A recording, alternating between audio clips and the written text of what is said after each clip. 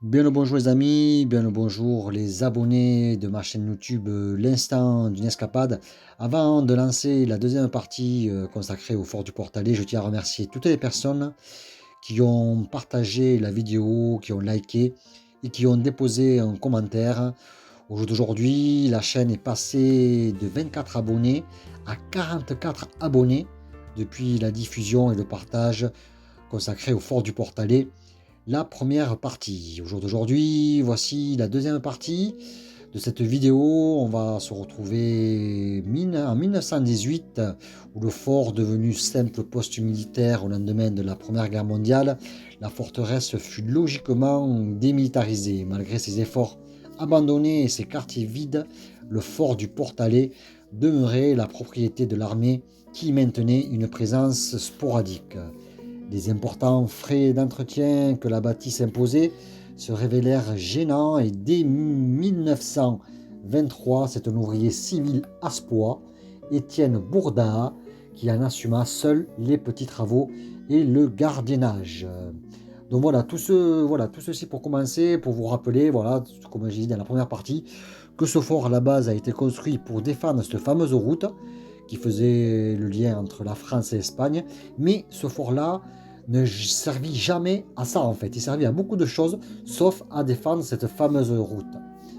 Donc là, on se retrouve en 1925, où l'abbé Rapin requit et obtint un bail locatif auprès des autorités militaires afin de loger au fort ces scouts de Notre-Dame. La patrie par la montagne, conformément aux usages de l'entre-deux-guerres, le fort du Portalet hébergea alors une forme d'éducation sportive et morale de la jeunesse qui, si elle n'était pas militaire, n'en présentait pas moins quelques aspects. C'était là le seul usage qui semblait pouvoir être fait de la puissante forteresse. L'expérience se prolongeant, l'armée consentit le renouvellement du bail et les cadets de Notre-Dame, issus des paroisses de Bordeaux, entretinrent les bâtiments de vie. Ils occupèrent leur location, surtout pendant les périodes estivales jusqu'en 1939. L'entrée en guerre de la France, suivie de sa défaite, réveillèrent alors le fort du Portalet, mais encore une fois, ce n'était pas pour l'excellence de sa conception militaire. S'ensuivra une prison politique. Je reviendrai plus tard sur cette fameuse prison politique. Je vais maintenant présenter l'abbé Rapin et cette fameuse colonie de vacances.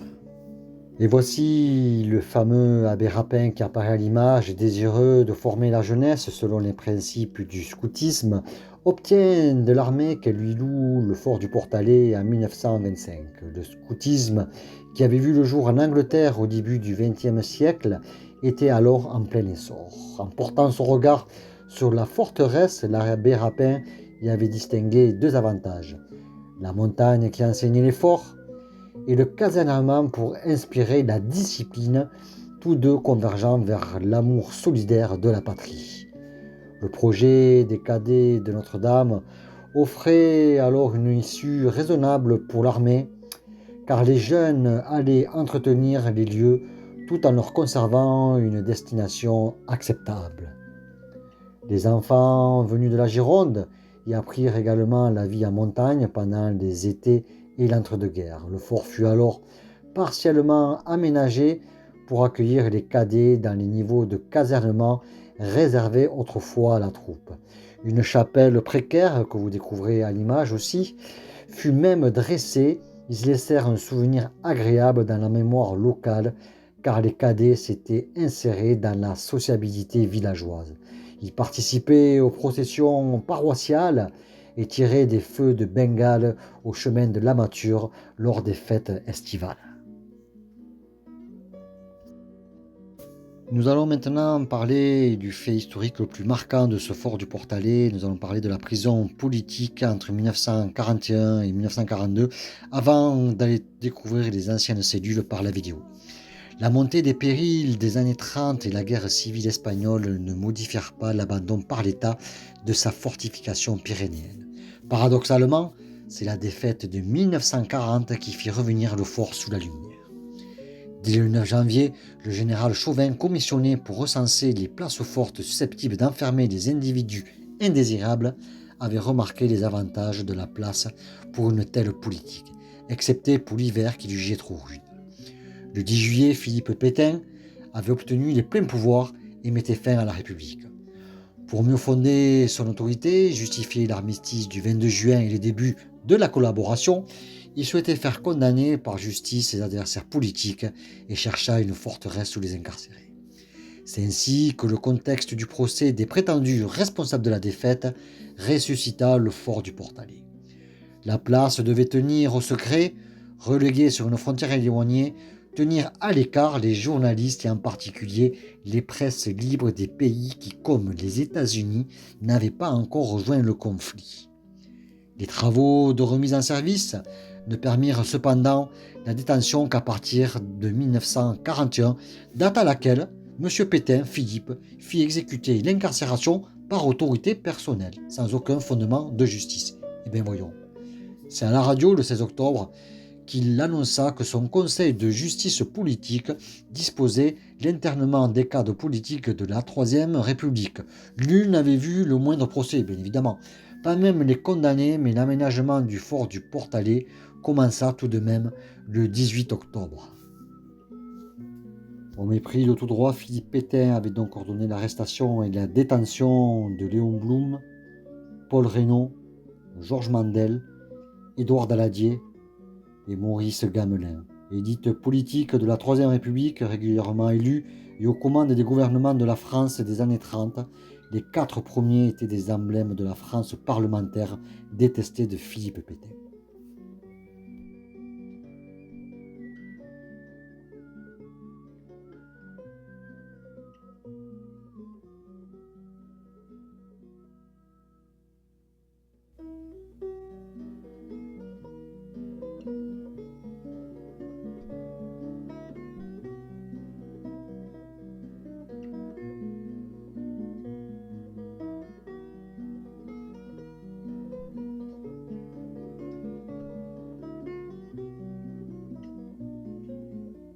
Tel un hommage ont défilé à l'image nos 5 prisonniers incarcérés injustement au fort du Portalet. Il y aurait beaucoup à dire sur ce passage-là de notre pays, de l'histoire de notre pays, mais on va basculer en 1945 où à la Libération, la Haute Cour de justice instruisit le procès de l'ancien chef de l'État, procès pendant lequel Léon Blum, Édouard Daladier et Paul Reynaud furent cités comme témoins à charge. Le 15 août 1945, Philippe Pétain fut condamné à mort et frappé d'indignité nationale, mais le jury avait assorti sa sentence d'une recommandation, ne pas fusiller le condamné en raison de son grand âge. C'est alors que le général de Gaulle fit usage de son droit de grâce en commuant cette peine par une détention perpétuelle.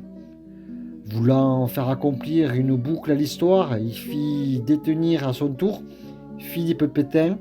C'est cette grâce qui fit que le détenu accomplit alors un court séjour au Portalet jusqu'au 16 novembre avant son transfert définitif sur l'île-lieu, tel un retour logique des choses. Ce séjour symbolique attira de nouveau l'attention de la presse internationale sur le fort. Des photographies que vous découvrez à un instant, prises secrètement, montrèrent un Philippe Pétain marchant sur la terrasse principale, ce qui agaça la direction de l'administration pénitentiaire car le détenu n'était pas autorisé à y circuler. Dans ses mémoires, De Gaulle écrivit qu'il avait souhaité que Philippe Pétain soit détenu même pour une courte durée dans la cellule de Paul Reynaud, l'homme à qui le condamné avait refusé toute forme de clémence alors que ce dernier se plaignait du froid incisif de l'hiver 1942.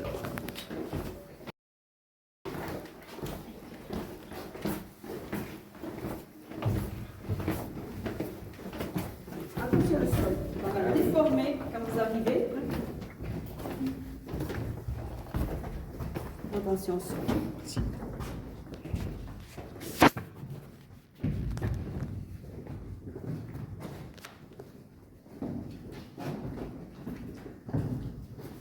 Attention au sol. Ah ouais. Un peu d'humidité, fait gonfler les planches.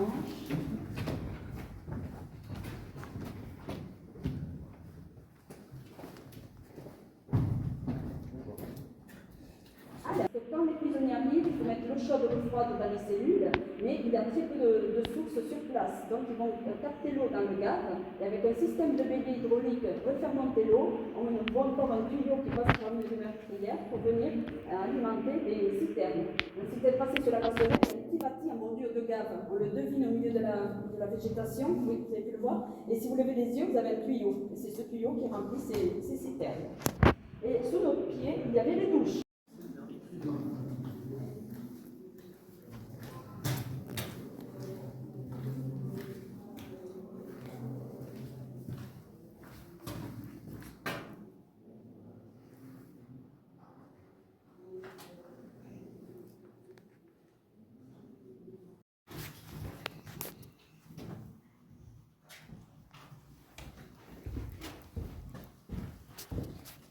Nous sommes dans la chambre des officiers, un peu différent des soldats. Vous avez un parquet et vous avez une cheminée. Et ce sont ces chambres d'officiers qui deviendront cellules de prisonniers. Y a-t-il des éléments dans la pièce qui vous prouvent que nous sommes bien dans une cellule?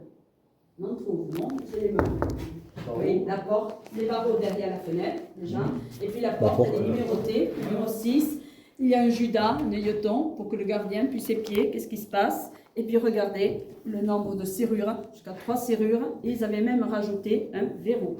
Le docteur Croza disait, ces hommes sont bien enfermés dans leur cellule. Même moi, j'avais 4 serrures sur ma porte. Et l'administration pénitentiaire va donc amener l'eau chaude, l'eau froide dans les cellules. Puisqu'il y a de l'eau, ils vont pouvoir électrifier. On va encore à la trace ici. S'il y a de l'électricité, ils vont pouvoir mieux chauffer les cellules.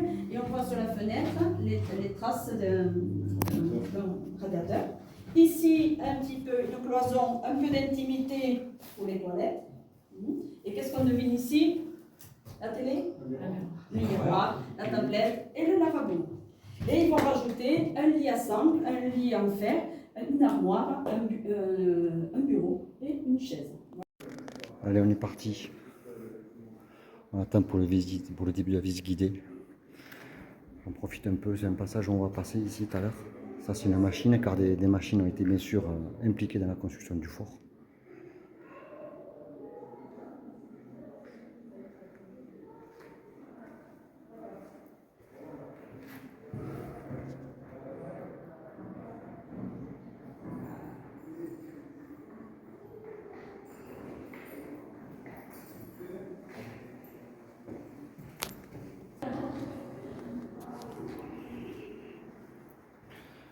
Donc ça c'est la partie accès libre, sans la visite guidée.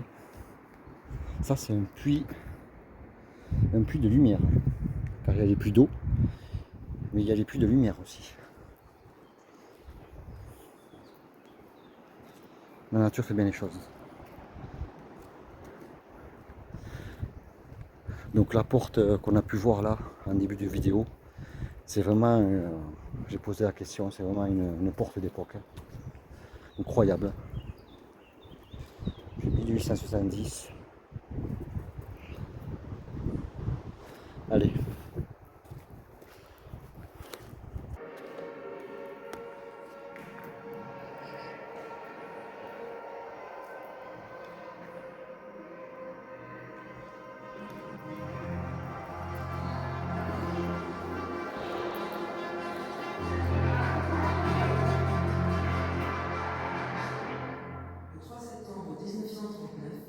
La guerre contre l'Allemagne est déclarée. Dans le Béarn comme ailleurs, les hommes sont mobilisés pour partir au combat.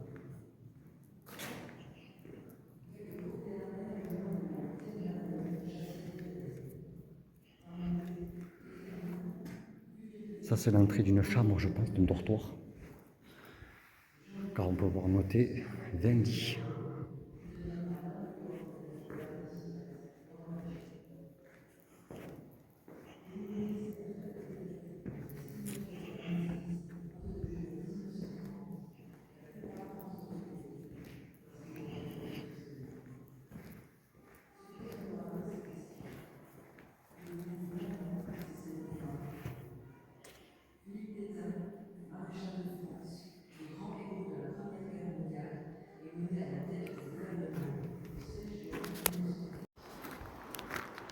Fin de la visite du fort du Portalet.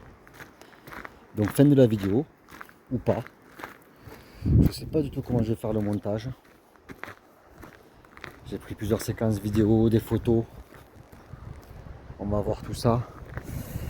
Ça reste toujours là, chaud.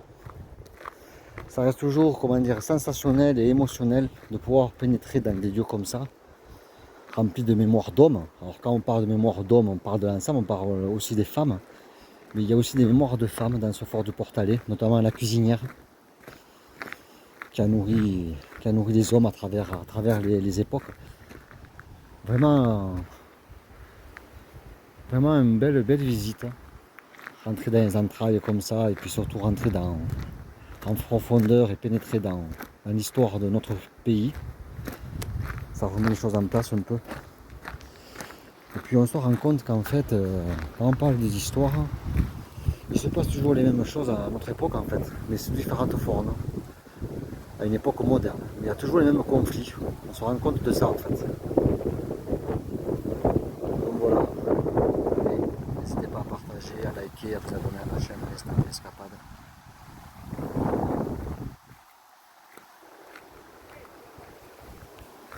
Magnifique vallée d'Aspe.